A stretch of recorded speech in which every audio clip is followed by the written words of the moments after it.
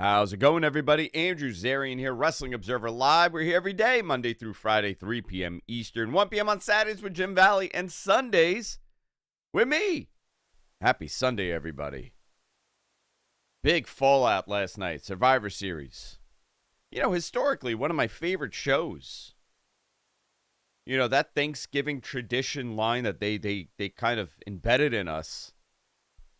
For the older fans, it really was a big pay-per-view because you got to see, you know, the concept of it is so forgotten about and simple by today's standards, right? Like, oh, you get 5 guys and then they face off against another 5 and you see these matches that you wouldn't see and you see people tag that you wouldn't see tag. It was a very unique concept, but we see everything in pro wrestling. Now, what is Survivor Series? It's War Games. And you know what? It works every year. And that main event this year, the Bloodline Saga, fantastic. I really enjoyed it. Now, there was some stuff on the show that I did not enjoy. And that's most of the women's War Game match. We'll talk about that, obviously, today. But a lot coming out of this. Women's War Game match continues the Liv and Rhea feud. CM Punk, Roman Reigns, Paul Heyman, that's the next story. IYO Sky with another insane moment in a War Games match. She quite possibly could be the best War Games performer in WWE. We'll talk about it. New U.S. champion, a lot of people surprised. Also, AEW Collision went on afternoon at 4 p.m., which was fantastic. I got home from the Rangers game, and there was wrestling on. It's fantastic. And we have an updated list of the standings for the Continental Classic and a few other things today. A lot to talk about here on the show. Give me your input. Hit me up on X, Andrew Zarian, Wrestling Observer Live on Sports Byline. Stay tuned. We'll be back. Wrestling Observer Live here on Sports Byline. Survivor Series yesterday. I had a very busy day. I took my son to the Rangers game. We're at the Garden. Nice 1 o'clock start. We got home. It's like 4:30. Collision is on. I watch a little Collision. The show started 6 p.m. Survivor Series. 6 p.m. start for the pay-per-view. You know, yesterday in my group chat of all my producers and everybody that I do wrestling with, we were talking about this and the pros and the cons of a 6 p.m. start. And I got to tell you, the pros outweigh the cons tremendously. This was a 3 p.m. show in Vancouver. The building was sold out. 17,000, I think, 200 people in the building. I don't know what Michael Cole announced. I'm going based on Russell Ticks. Building looked great. They had no stage. The crowd was strange throughout the night, and they suffered the same problem early on that AEW did last week for their pay-per-view. Just very quiet for things that they shouldn't be. And you saw it in that women's War Games match. It wasn't until like the 20-something mark that they kind of came alive. But very interesting time to do a show. And I said something to my producer here, MG. And what did I say yesterday? I said something along the lines of, you know, when you have these long pay-per-views and you have so much happening, you're able to kind of hide the mediocre wrestling or the mediocre segments when you start at 6 o'clock versus 8 o'clock. I'm far more forgiving of a bad match or a mediocre pay-per-view if it's not ending at midnight. Not to say this was mediocre, not to say that, you know, Full Gear was mediocre at all. I thought that was a fantastic show. But would I feel better about the show if it ends at 9:30 in the evening or 10 o'clock in the evening rather than 12, 11:45? I think that's something to really consider. This is a nice little experiment that WWE is doing. I hope it continues. I hope they continue a 6 p.m. start on a Saturday. Because they already got your money. It's not about pay-per-view buys.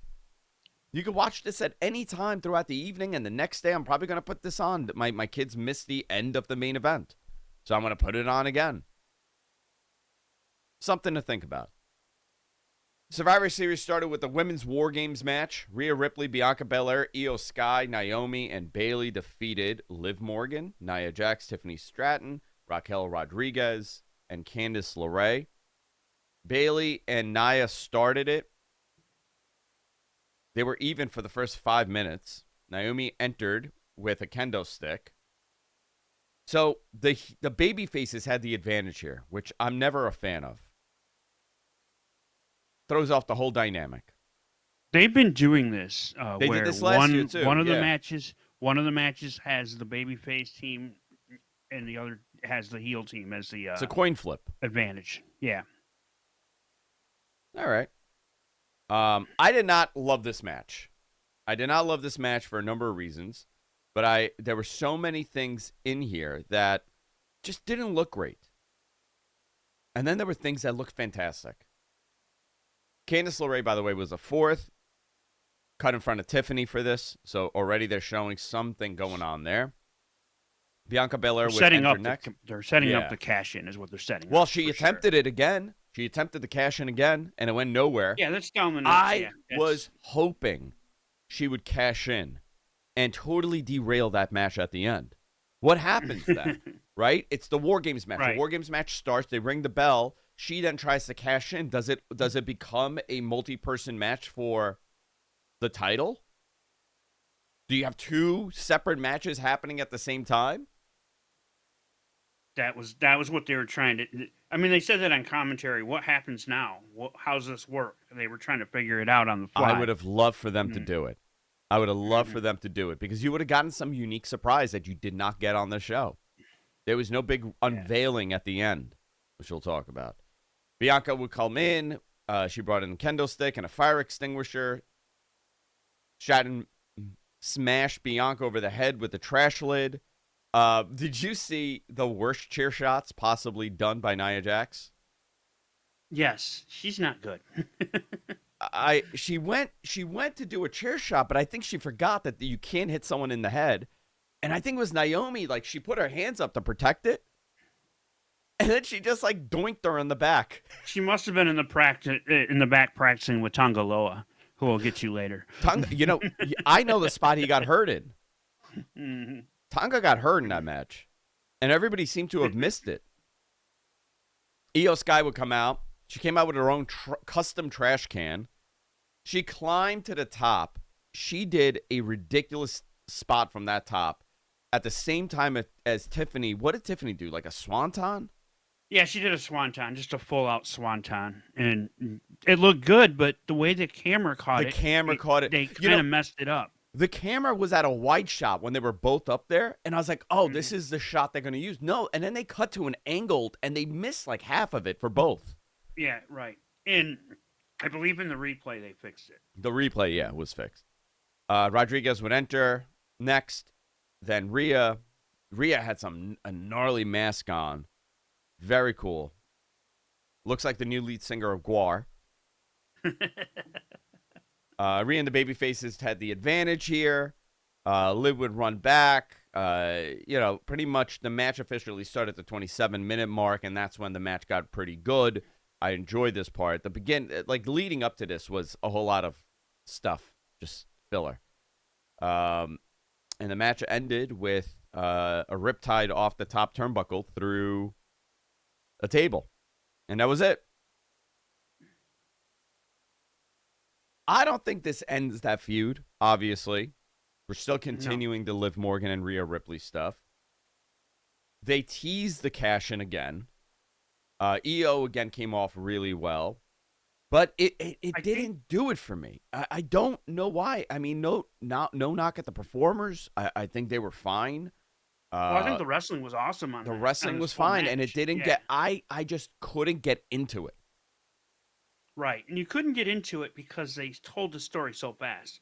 A lot was happening. The reasoning of why these people were in the match, and the crowd also was quiet in the beginning. I mean, it picked up again later on when EO was doing these spots, and a lot of the crazy stuff is happening. Obviously, they woke up, but I didn't love this one. And I normally really enjoy all the War Games matches. I was trying to figure out how Liv kept handcuffs in her bra that entire time in the cage. It feels I can't imagine that was very comfortable for her. I can't imagine. We pulled those out. I was like, okay, this is unique. Yeah. And I like how they use them. Yeah. So after this, we got a very big surprise. Shinsuke Nakamura, LA Knight. Shinsuke looked good. I enjoyed this match. It was a short match. They went about 9.5 minutes, 9 minutes, 43 seconds. The story here was that LA Knight is off. There's something going on. And I don't know if they're covering for slips or he's just a tremendous pro wrestler and he's able to kind of keep messing up these moments like that spot where he does the running on the second rope. He comes on the turnbuckle where he on slipped. The turnbuckle yeah, where he slipped again. He slipped a couple of times. Yeah. Yeah. So, and they were bringing it up on commentary. So let's see if this continues with the storyline. But Shinsuke Nakamura is a new U.S. champion. And he's back. You know what? I'm thrilled. How do you have a guy like that on ice? Shinsuke is one of the greatest mysteries to me. And it shows you that in that era, when they were still firing on all cylinders in like 2016 when things were happening, they still made vital mistakes because of who was running that company. When we come back, I want to pick it up where we are. Wrestling Observer Live here on Sports Byline. Stay tuned. Wrestling Observer Live here on Sports Byline. Let's pick it up where we were before the break. MG, my producer. What do you think of Shinsuke in this new version of him? This is the closest I think we got to the Japan Shinsuke in many ways. Just darker. I like he's tapping into that more sinister side, and although it's not the same Shinsuke that was in New Japan when he was like the king. No, but you know what? This is the Shinsuke that we got when he came and he faced off against Sami Zayn. Mm-hmm. This is what we got. I liked it. He looked great. I think this worked. Whatever they're doing with LA Knight, maybe it's time for a turn. Maybe take him off TV for a little bit. There is a lot of conversation that he's gotten cold. He's another one. 2 years ago, that moment happened at that December show where people were going nuts for him and they picked up on it. Or was it the March show? I can't remember. When did they do? Thing is just, I just feel like the act is tired to me, but it still gets over in the building, And I remember being at SummerSlam in Detroit, and when he won that Battle Royal, and man, he was the most over guy on that show. And that was not too long ago. That was a year ago. Yep. Yeah, it's amazing, right? How wrestling, everything changes so quickly. Triple threat match: Braun Breaker, Sheamus, and Ludwig Kaiser. IC title. This was fascinating. Braun is a beast. What a freak of nature. He did. Did you see that? I've never seen someone do a high spot off the ground. This man jumped. He does. Mm-hmm. It was a jump shoulder tackle. And he must have gotten 50 feet in the air. He flew. I mean, that Steiner genetic is unbelievable. I thought this was a great display for him, more than anything else. Take this a step further. Take this to a broader approach. Bringing on these NIL athletes like him and others. Yeah. Think of the spots we will get in the future with some of these Uber athletes. And guess what? This guy's not beginning. And he's not doing anything crazy, right? Nope. It's just confidence in delivering, and it looks great. Yep. He's always been the guy. I mean, since he went into developmental, you knew that there's something extremely special about this guy. And he's very young, and he's still not there. He's maybe 75%. And that's not an insult. I'm not saying it in an insulting way. I'm saying it's amazing, right? Because if things work the way they're supposed to, this guy will be the big next star. There's no question about it. We're gonna get that ultimate spear off at some point between him and Roman. Don't know And when then they that'll merge into happen, one but guy. They turn into Scott Steiner with long hair. oh dear God! Like Why do you long, put these things in the world? Why do you do this? We got another match after this. Very hard-hitting match. Gunther and Damian Priest. This one, 19 minutes. The story here was they beat the crap out of each other. And oh, did they ever? Gunther's great. Damian's fantastic. The story, they had a run-in ending. Finn Balor, he hit Damian with a coup de grace on the outside. This cost the match. I think this was fine. I don't know where you go. I mean, obviously, Damian's going to feud now with Finn. That's the story here. That'll continue us over the next few months. But what does this mean for Gunther? Right? Who's his program with? Who's the guy? Is it going to be Seth? I don't know. Is it going to be Seth or is it going to be Finn Balor who got involved in this match? No, because Balor and Damian are going to be the ones. That's the program. So Gunther really doesn't have. Gunther went after Balor, so I don't know. You're right. Gunther did go after Balor, yeah. So I don't know. Maybe they'll have a match, but I think the story is going to be Damian Priest and Finn Balor. But this leaves a lot of questions, which is good. And we got 8 weeks until Royal Rumble, so we got time to work through this. Yeah, we got plenty of time to work through this. I want to see where this falls, because if you really look at it, the story of this show obviously was War Games, right? That's the story. Think about how the world titles are so secondary compared to that mega storyline that we're getting. It's rare for that to happen. Cody wasn't on the show. And I know you're going to say he wasn't needed, but it's the world champion. And he's not on your pay-per-view? He's not defending that title? You're telling me that Shinsuke Nakamura and LA Knight was more important to get on a pay-per-view than to have your world heavyweight champion, your flagship, on the show? Listen, I understand. I understand what they did, but I'm looking at it as a layman.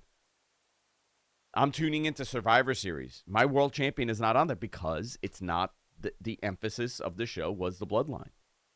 Fascinating when that happens. It's not too often. You have Kevin Owens and Cody at Saturday night's main event. That's the story. That's his world title match. Yep. In 16 days. And I believe we'll get IYO and Liv at that show too, and then the women's United States title finals. So that's what they got for that so far. And that looks like a great show from the Nassau Coliseum, which I'm not going to this year. I will not be there.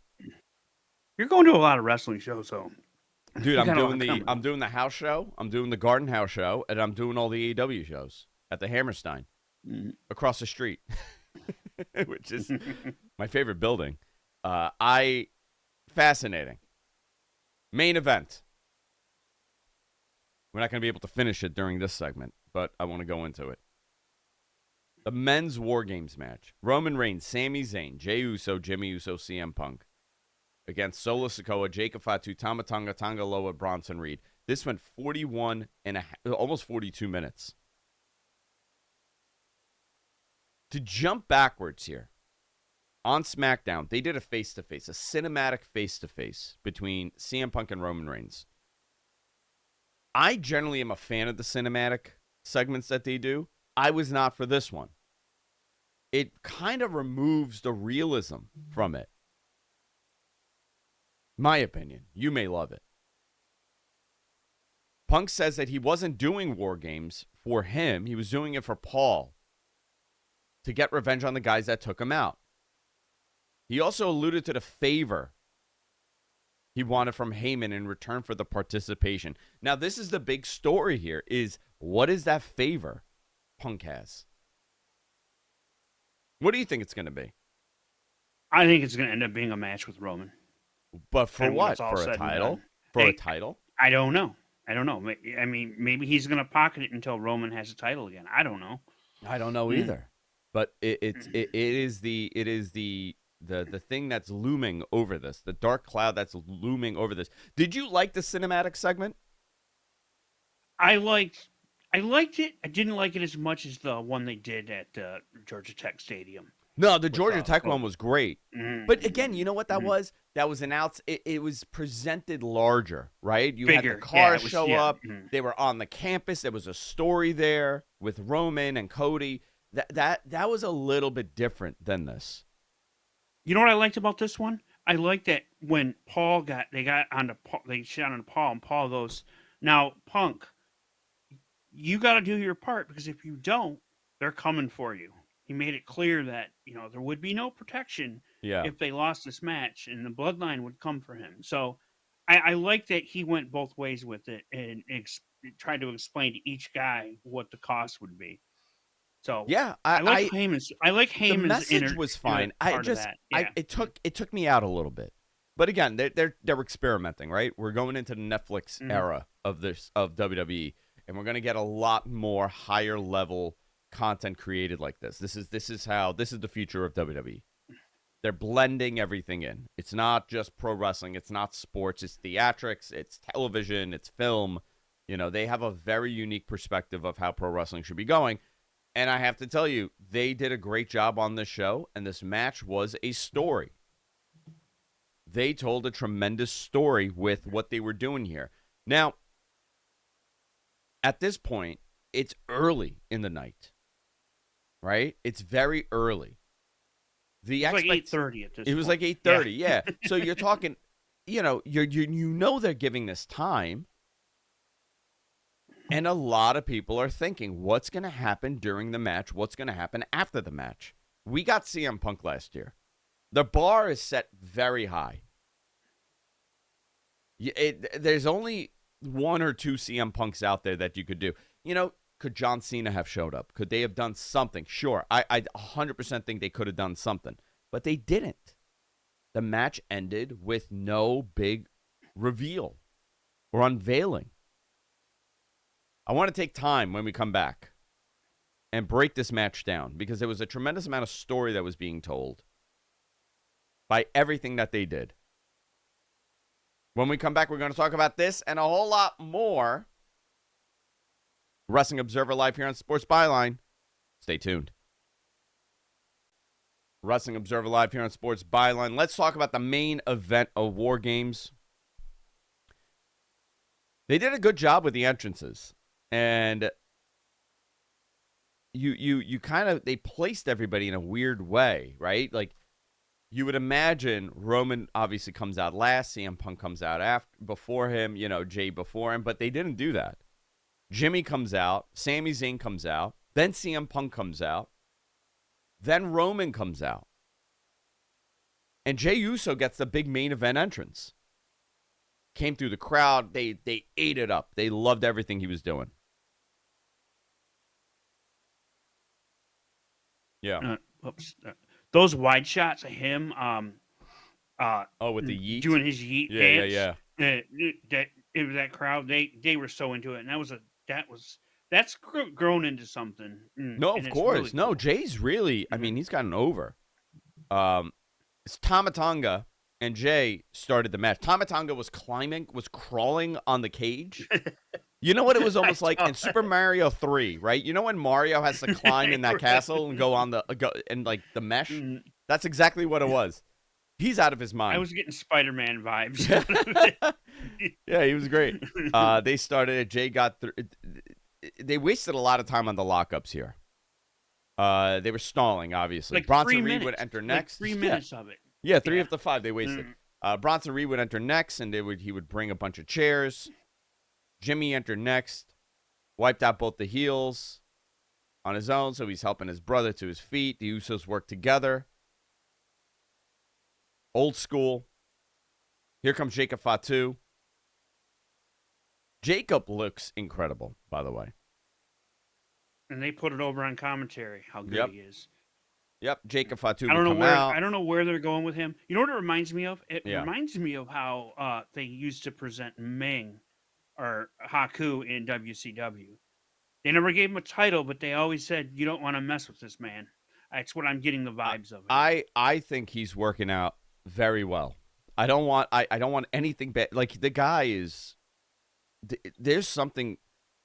I mean, we've all known that he's like really good, right? Like, everybody's known this for years, and you get worried on how that'll translate to a big picture, situation. He did a great interview. He said, he goes, he has like, how many kids does he have?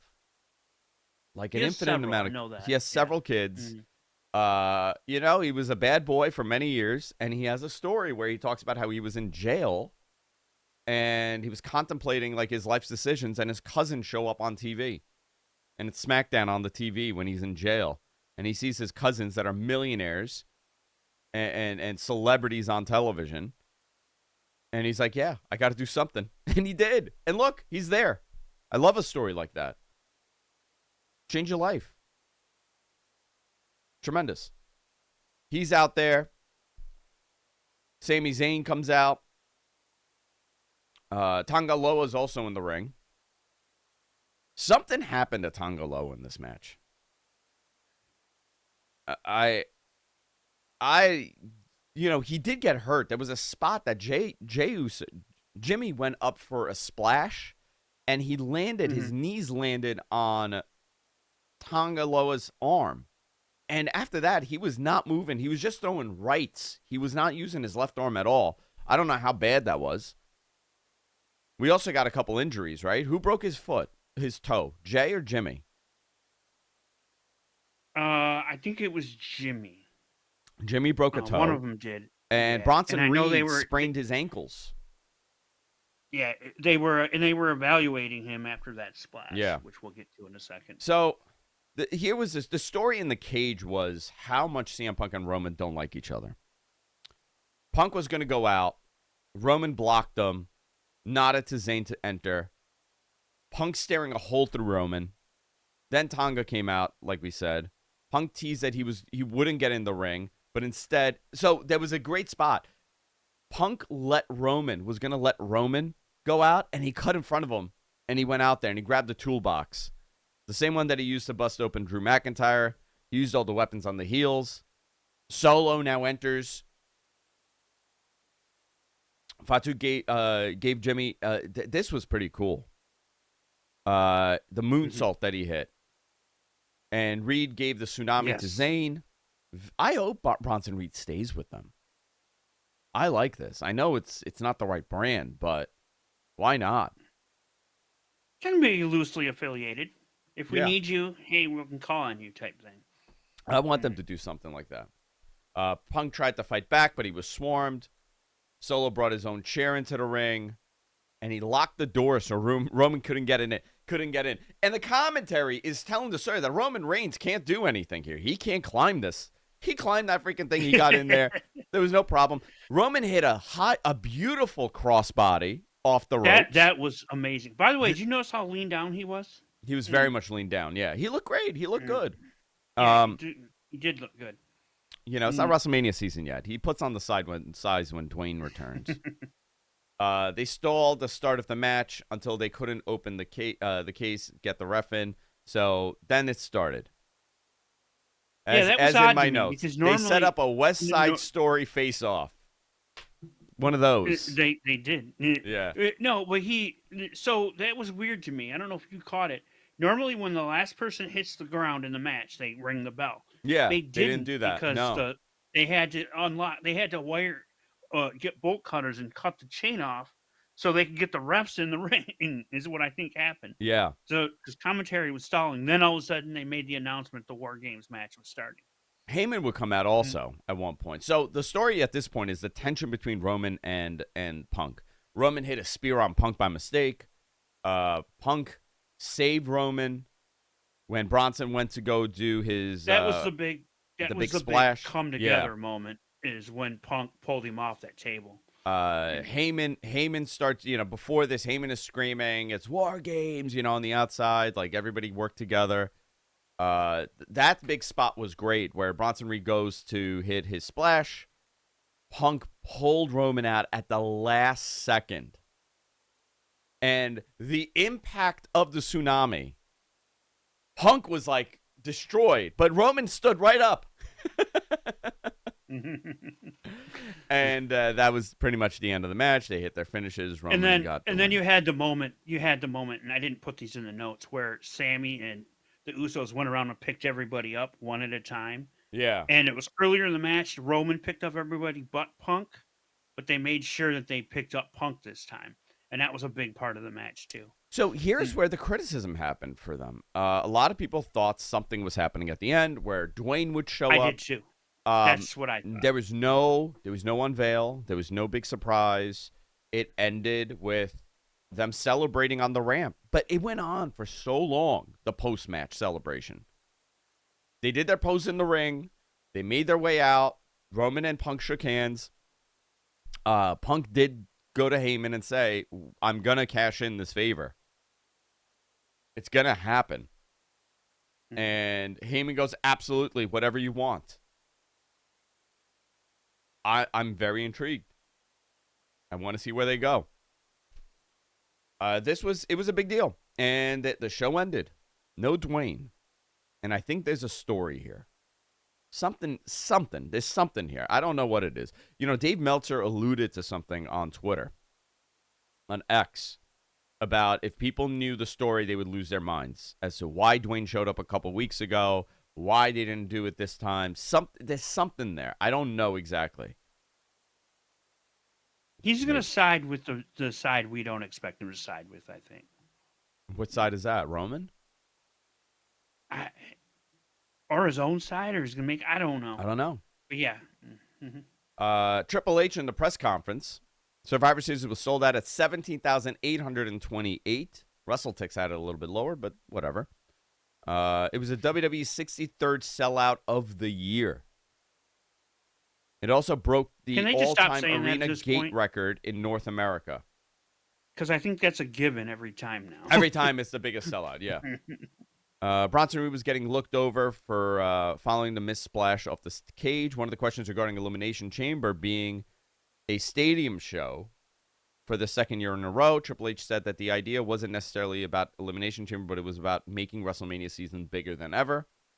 The final question was aimed at the WWE ID program. Triple H compared it to the WWE NIL deal, where wrestlers on the independents. Somebody said that the number is like 40,000 a year those guys are going to get. I don't know if that's accurate or not. I just saw it on X, and it was somebody that generally is reputable. Interesting. That's just from the WWE. That's not from taking appearance fees. So they will get theirs. Yeah, so WWE NIL deal, it's giving them financial security. It's helping them in terms of education, guiding them on how they could progress. As long as they continue to progress, Triple H said that they'll stay with them. He also teased future content plans with WWE ID talent. Interesting. He said this is to strengthen the independent scene. All right. I'm sure that can be debated by many people, but I'm sure that can be debated. The big story now is the fallout from this, because next month, the big show that they have, there is no December pay-per-view. But there's Saturday night's main event. There's Saturday night's main event. Followed by January 6th, Raw on Netflix, which is going to be pay-per-view pretty much, right? That show is going to be really big. For them not to put on a pay-per-view in January either, right? There's no pay-per-view. No, because it's February 1st. Rumble is February 1st. So, we have a big break here. We have a 2-month break with pay-per-views, with PLEs. But they're looking at, they're considering Saturday night's main event like a PLE level show. It's on NBC. It's streaming on Peacock. You have a big world title match. That show's going to be retro heavy. If they could do it right, you know what? Everybody that has a world title needs to come out with the old version of the titles. That would be cool. I would love that if they did Cody that. should Probably come out. not, but Cody should come with out the with the winged eagle. Gunther comes out with the big gold belt. The tag titles, you could do the old school tag titles. You could do something very unique here that people have been clamoring for. Guess what? Holiday season, you'll sell some of those. WWEshop.com, 25% off.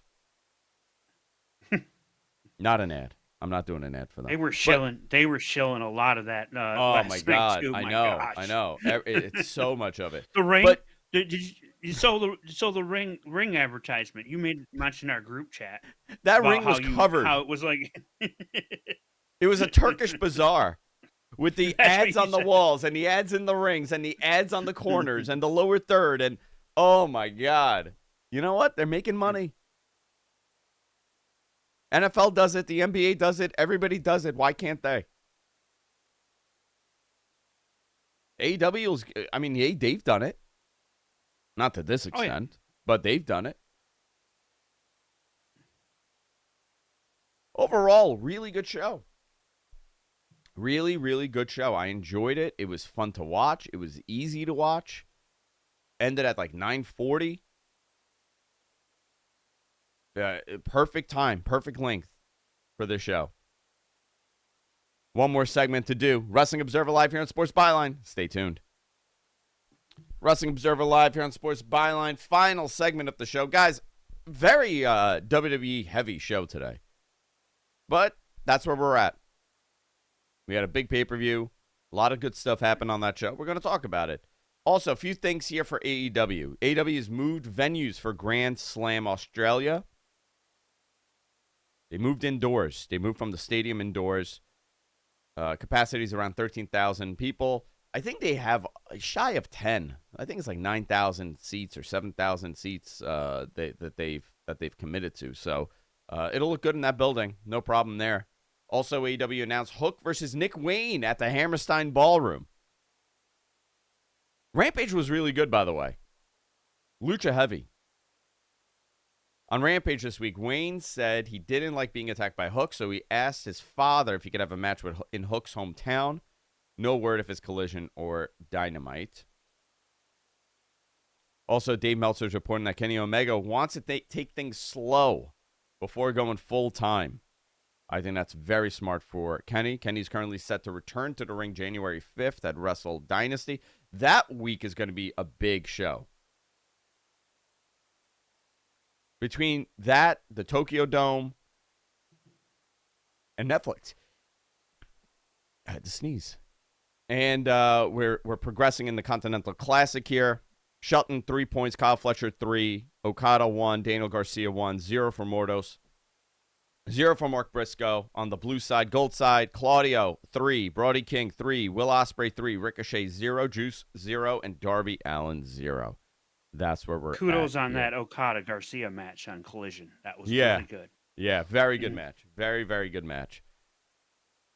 Guys, that's it. We're going to wrap up. But a lot of wrestling happening over the next couple of weeks. Send me your points. Send me your input on X at Andrew Zarian. And we'll be back next week with another Wrestling Observer Live. Take care.